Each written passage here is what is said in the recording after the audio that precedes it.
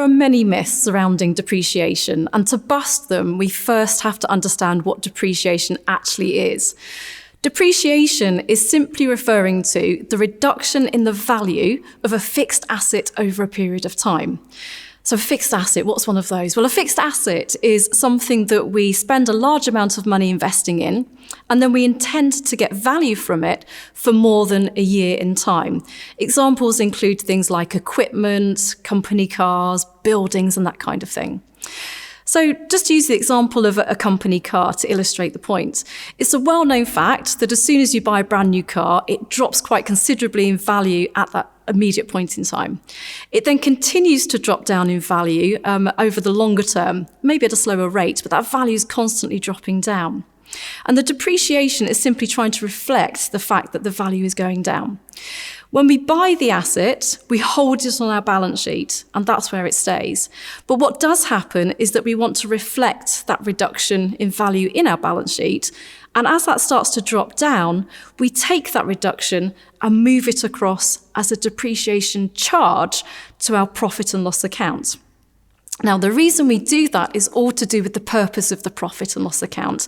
And that's really all about showing us the financial impact of running our business operations.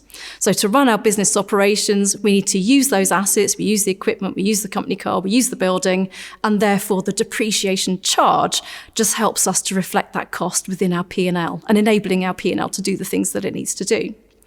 So let's look at some of those myths that come up time and time again. The first one that we tend to hear very regularly is that depreciation feels like it's a cash transaction. And sometimes it feels like we're paying for the asset twice. So let's be clear on this. We pay for the asset at the point that we buy the asset. We hand over the cash, we receive the asset into our business.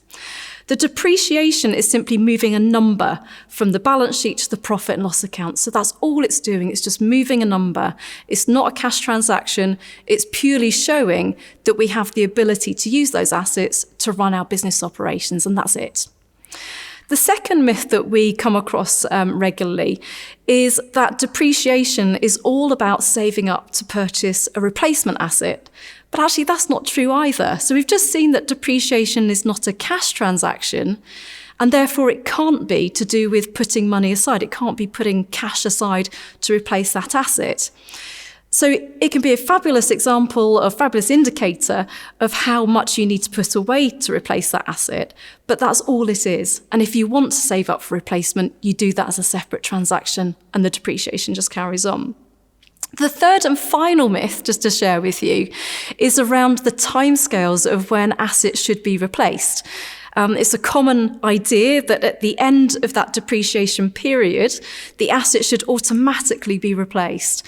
And that's really not the case. If the asset's functioning and it's performing well, doing all the things that you need it to do, you may as well just carry on using it. It really doesn't matter.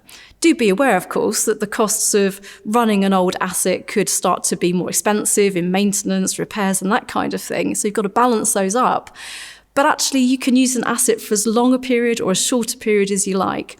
The only thing that I would say is that if you're continuously using your asset for different times of period compared to your depreciation periods, maybe you should change your depreciation policy to suit that.